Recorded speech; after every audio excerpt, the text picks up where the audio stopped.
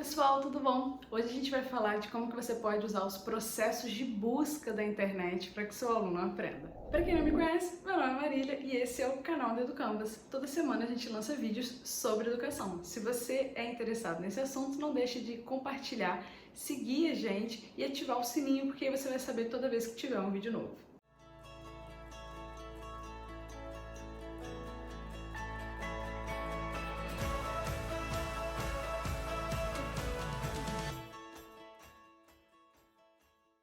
Então, pessoal, a gente tem lançado alguns vídeos sobre recursos didáticos que você pode usar nas suas aulas para ajudar os seus alunos a aprender. No último vídeo a gente falou sobre analogia. Se você ainda não viu, corre lá e assiste porque ele é um vídeo bem legal. É um jeito bem interessante de ensinar alguns conceitos usando analogia de forma estruturada.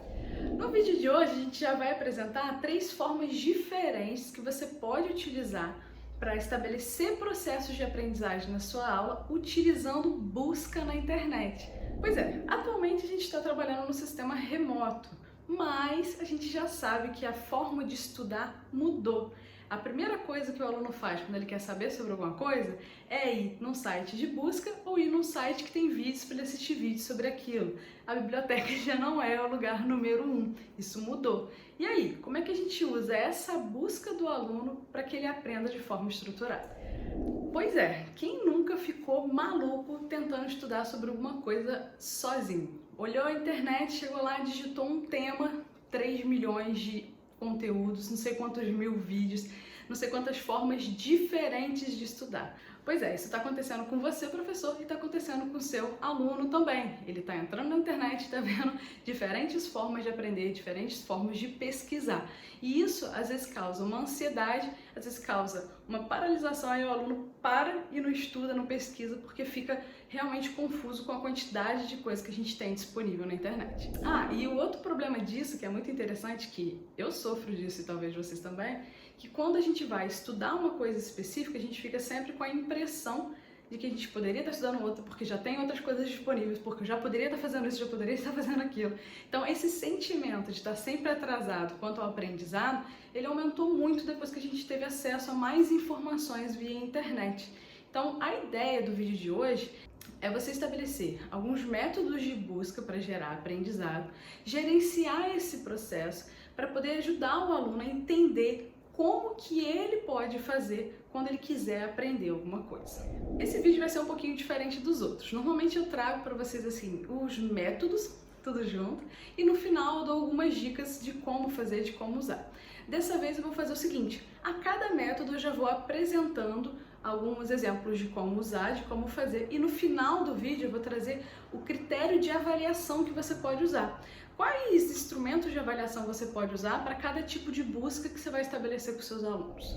Então, pessoal, a gente trouxe aqui 3 processos diferentes que você pode utilizar nas suas aulas. Esses 3 processos, eles têm objetivos diferentes e também vão precisar de avaliações diferentes. Para poder conversar sobre isso com vocês de uma forma mais tranquila, eu vou apresentar uma ideia e vou dizer como que eu poderia usar aquilo na minha prática.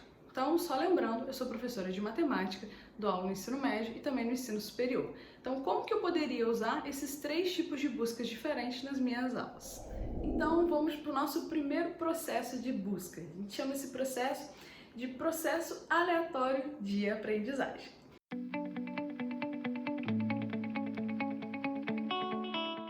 O processo aleatório de aprendizagem ele tem o seguinte objetivo: mostrar para o aluno como que ele faz para aprender. Então, ele vai ter o seguinte comando: você vai virar para o aluno e falar assim: aprenda alguma coisa.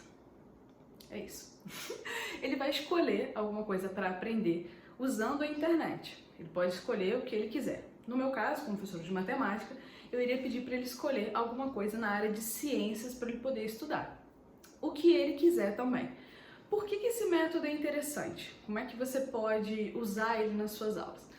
Por exemplo, se você observar que a turma está muito perdida, que eles não estão conseguindo pensar em critérios de busca, que eles não estão conseguindo saber aonde pesquisar, quando você deixar o que e como livre, eles vão ter que tomar essas 2 decisões. E ao tomar essas decisões, quando você for avaliar, você vai conhecer um pouquinho melhor o seu aluno. Primeiro porque você vai saber o que ele escolheu estudar e também como que ele escolheu estudar. Esse número 1 é muito interessante porque é muito fácil a gente perder o foco para estudar quando a gente não tem um objetivo bem específico. Então esse ponto inicial de escolher o que estudar já vai ser um grande aprendizado para os alunos. Só lembrando que no final do vídeo eu volto para falar quais avaliações você pode usar nesse tipo de busca. O segundo processo que você pode utilizar é o processo de escolha de busca.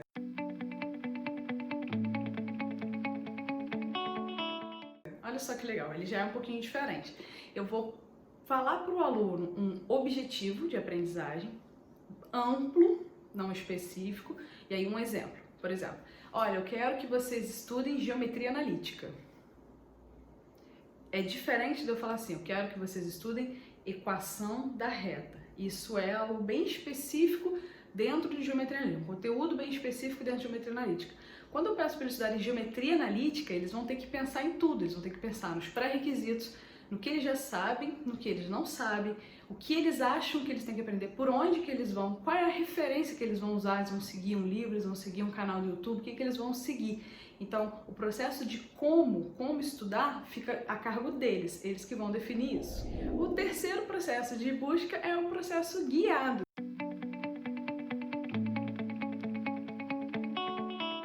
Que é o que eu acho que a gente mais utiliza nas nossas aulas.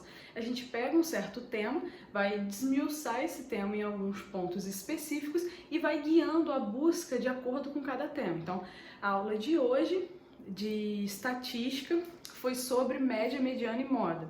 Então, eu vou estabelecer um processo de busca para média, um processo para mediana e para moda. Ele vai buscar na internet, mas eu já vou direcionar. Nessa semana é média. Chegou a semana que vem, feedback sobre média, vou falar de moda. Chegou na outra semana, feedback, vou falar de mediana. É porque eu falei dessas três e elas são normalmente algo que a gente faz um pouquinho mais rápido, né? Mas essa é a ideia. Então, quando a gente está fazendo esse processo guiado, ele é acompanhado aula a aula, mediado por um certo time aí. Todo mundo vai seguir junto o mesmo calendário. A turma inteira vai começar hoje em distância de pontos e vai terminar no dia tal lá em equação da circunferência do jeito que você acha melhor. Então ele é guiado em relação ao tema e em relação ao conteúdo, mas o como é sempre aberto porque ele vai usar a internet para escolher aonde que ele vai encontrar aquele conhecimento. Bem, então vocês observaram que a gente apresentou aqui 3 processos que são bem diferentes quando aplicados. Uma coisa é eu pedir para o aluno escolher o que ele vai aprender e, além disso, estabelecer como, quando e onde. Outra coisa é escolher o que ele vai aprender, mas que ele vai definir como vão ser esses processos. Como que ele vai aprender, por onde ele vai começar e quando que ele terminou. Quando que para ele acabou a geometria analítica, por exemplo. E no terceiro, eu que estabeleço esses objetivos por etapa. Então, eu digo o professor, estabelece aonde começamos e aonde terminamos. Mas a busca na internet ainda é do aluno. Observe que utilizando essa ferramenta, utilizando a busca da internet de forma oficial em suas aulas, você além de estar trabalhando o conhecimento, o aprendizado da sua matéria, você também está trabalhando a autonomia, o controle da ansiedade, quando eles se deparam com um número muito grande de conteúdo. Você também vai ver que muitos alunos vão ter dificuldade de iniciar esse processo, e aí a partir do momento que isso estiver nas suas aulas e que ele for começando estudando, ele já não vai ter esse mesmo problema mais para frente na vida dele. Então você está ajudando ele a entender melhor como que ele tem que estudar e como que vai ser o aprendizado dele pro resto da vida, porque agora o aprendizado vai ser sempre mediado pela tecnologia. Então você já vai fazendo com que esse aluno entenda algumas coisas sobre como ele aprende, quais são os processos disponíveis e o que ele pode fazer quando ele estiver precisando. Ele vai adquirir autonomia para gerenciar o seu próprio aprendizado quando ele achar necessário. E aí vem a parte mais legal, que é como que a gente vai avaliar isso.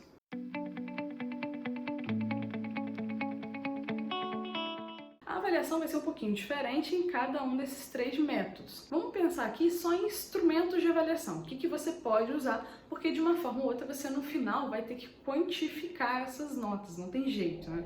Então, a primeira coisa, em geral, a todos os 3 métodos de busca, é estabelecer instrumentos de avaliação em que o aluno vai se autoavaliar e em que o professor vai estar fazendo essa avaliação do estudante. Então, pelo menos 2 instrumentos de avaliação. A autoavaliação ela pode ser feita com os alunos, por exemplo, utilizando o Google Forms, que eles vão ter que explicar qual critério de busca eles fizeram, como que eles decidiram estabelecer por onde que eles iam estudar, quais são os passos que eles decidiram fazer. Você pode utilizar também a escala Likert para botar ali de 0 a 1 quanto você acha que você se comprometeu, de 0 a 5.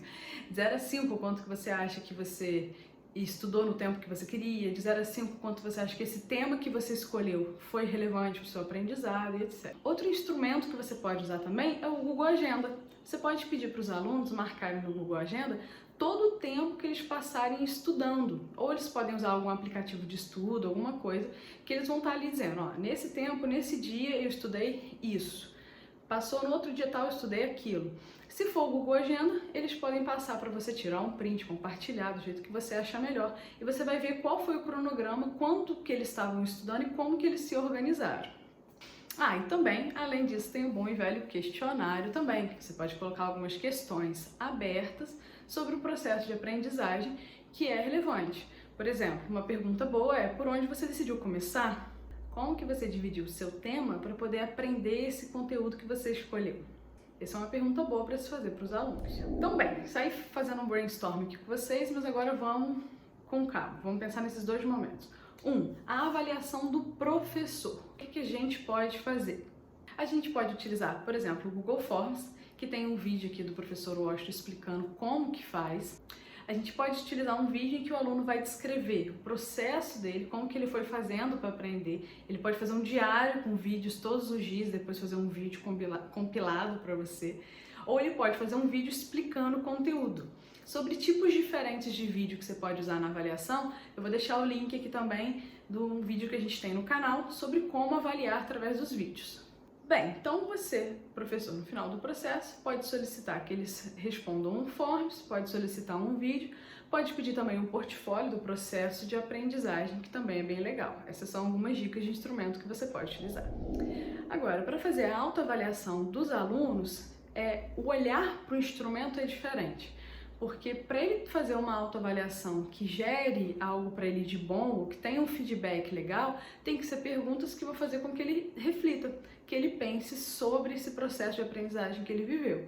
Então, é legal, por exemplo, se você for estabelecer um Forms, é legal perguntar sobre como ele se sentiu, quais foram as dificuldades para poder estabelecer o processo de aprendizagem. Eu acho isso muito interessante, é isso que eles mais vão ter dificuldade, eu acredito, e que eles vão pedir sua ajuda, é na hora de decidir aonde estudar, quando parar, como. É muita informação que tem na internet, então todo mundo fica muito perdido. Outra coisa que não pode faltar na autoavaliação também é você perguntar para ele como que ele faria diferente. O que ele aprendeu, no que ele acha que ele perdeu tempo e que agora ele já não faria mais, agora já faria diferente. Para ele ver que esse processo foi importante. Além dele adquirir o conhecimento de um certo conteúdo, ele aprendeu a lidar com o seu próprio processo de aprendizagem. Bem, pessoal, o vídeo de hoje era sobre como que você pode utilizar a busca na internet de forma livre para que os alunos aprendam. Quais são os 3 tipos de condução de busca que você pode ter. Você pode deixar os alunos livres para escolher o que e como, você pode deixar eles livres para escolher como, você pode estabelecer etapas, mas mesmo assim, o como pesquisar vai depender deles.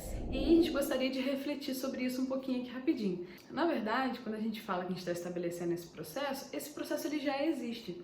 Só que hoje a gente tem feito ele de alguma forma um pouco informal. A gente passa para os alunos algo para eles estudarem, uma pré-aula, alguma coisa, mas normalmente eles acabam buscando outras fontes, eles acabam procurando outras coisas, eles digitam no Google, eles procuram um vídeo menor, eles procuram outras fontes para estudar, não somente a sua, de acordo com o que ele acha mais fácil, o que acredita que seja mais legítimo para ele. E uma coisa muito legal quando a gente coloca a busca da internet como um processo de aprendizagem estruturado, é que você vai conseguir ajudar os alunos a fugir das coisas que são ruins, porque normalmente quando eles vão pesquisar na internet, o volume de coisas é muito grande, o volume de informação é muito grande, mas nem sempre eles conseguem fazer a curadoria do que realmente é importante, do que realmente vai fazer eles aprenderem. Então, quando a gente começa a oficializar isso no processo de ensino, quando a gente começa a perguntar para ele, mas por onde você foi, que horas você começou, quanto tempo você ficou buscando, Você não acha que você está gastando muito tempo buscando e pouco tempo estudando? Às vezes a gente fica umas 2 horas procurando por onde estudar e na hora de estudar a gente fica meia hora porque cansou. Isso é normal, todo mundo já deve ter passado por isso. Então, quando o aluno tem que escrever e falar isso para você, ele vai começar a organizar. Opa, peraí, isso eu não posso fazer de novo, eu tenho que decidir de forma mais objetiva para que eu tenha mais tempo estudando. Isso ajuda eles a se gerenciar. Bem, pessoal, se vocês tiverem algum comentário, quiser conversar sobre esse assunto, não deixe de comentar aqui. E se tiver algum tema que vocês queiram falar sobre, não deixe de falar com a gente que a gente vai fazer algum vídeo sobre. Semana que vem a gente tem mais alguns vídeos sobre ferramentas, combinado? Até a próxima e a gente se vê.